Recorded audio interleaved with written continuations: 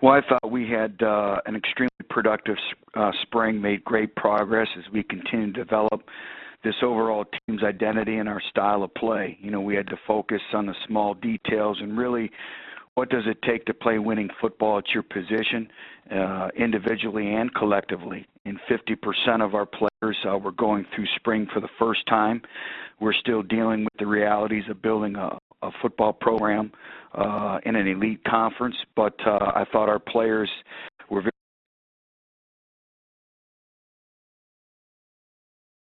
as we continue to move forward. You know, this summer is going to be big for our overall development in all phases. I thought our program benefited from 14 newcomers. I thought they brought a whole nother level of energy and competition and that competitive culture that we speak about each and every day. So I thought we took tremendous strides in improving as a football team and as a football program.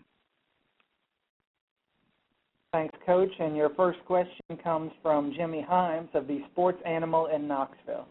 Butch, did you like the decision made Sunday night to go with an 8-game conference schedule, 6 opponents, 1 permanent and 1 crossover? Well, Jimmy, the first thing is I was very excited to maintain the Alabama-Tennessee rivalry. That's in our DNA. That's a great tradition that we have here, and it's great for our fans, and I think it's great for the SEC, and it's great for the country. So that was the big thing. In terms of, you know, scheduling, in terms of 8 games, 9 games, really, I don't think there's any perfect solution. It's what's best for the conference as we continue to move forward. And so I support that. But the big thing for us is being able to maintain the rivalry with Alabama. You mentioned also the 14 newcomers, the energy they brought to the program. You got 18 more players coming in the summer. How excited are you about what they might be able to bring to the table? Well, very excited. And I thought in the conclusion of spring, I thought that the offense was a little bit ahead of the defense, and I saw, you know, direct correlation to, you know, the 14 newcomers. 11 were on the offensive side of the ball. Most of our signees were early enrollees. So now we get the infusion of the depth and of the competition with the 18 newcomers coming in. I believe 16 are on the defensive side of the ball, so we should be a different defensive football team. But extremely healthy in all aspects. I thought our older players did a great job of really teaching the 14 newcomers our culture, our standard of excellence, our expectations, our mindset of really what it means to play here. I think it was a big, not a wake-up call, but I think it was great that for the spring game we had almost 69,000 people, and we needed that to happen. We needed to see those youngsters in that type of environment and see how they could compete individually, and that's the way we really tried to break the spring game down, was just competing individually and seeing which individuals would step up in that type of competitive environment. Thank you. Thank you. We will now go to Mike Herndon of AL.com. Morning, Butch. Good morning. Yeah, I wanted to ask, what's been the key for you on the recruiting trail to bring in the kind of class you did this year? Particularly any geographic emphasis, or what do you feel has been the key to getting that thing going the way you have? Well, I think there's a number of things. I think first of all is the national brand that Tennessee brings about. I think it's the product that we're selling. You have an opportunity to compete in the best football conference in the country. We have tremendous facilities. We have great academics. We have great campus life, and it's Tennessee.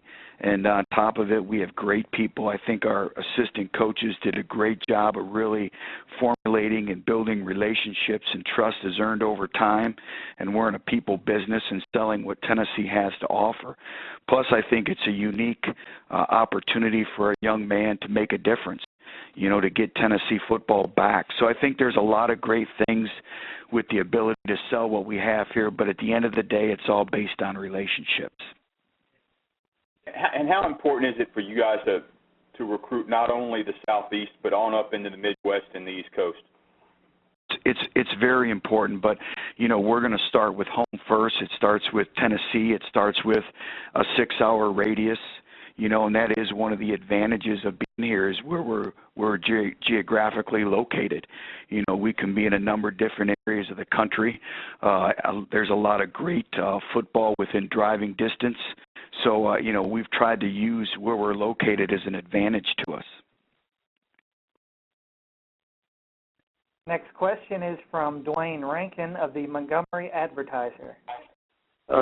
Yes, Coach. As part of that scheduling format is playing a team from the other Big Five conferences. How do you feel about that? I know you guys obviously did it last year, but how do you feel about that other aspect of the scheduling?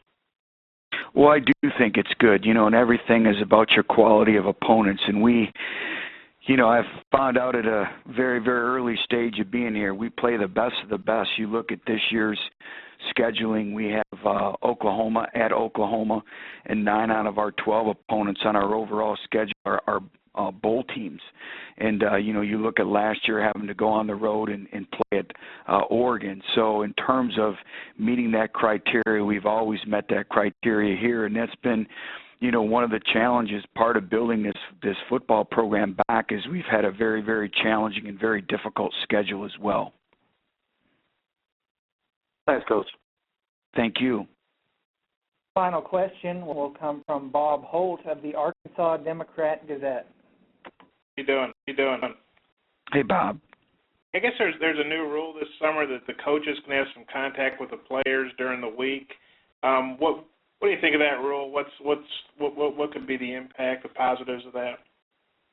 Well, the summer months are really where your football program or your football team really, really develop. I think the leadership that is formulated with it being a player-led football team is critical. And the leadership, everything that goes along with it, the team chemistry that's necessary to win.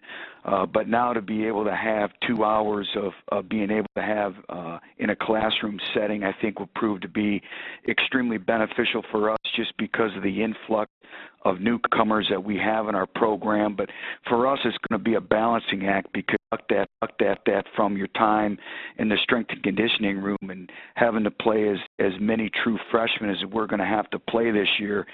Every rep in the weight room is as critical as every mental rep in a classroom setting. So we'll use a balancing act, but I think for us that rule change is coming at the right time for us.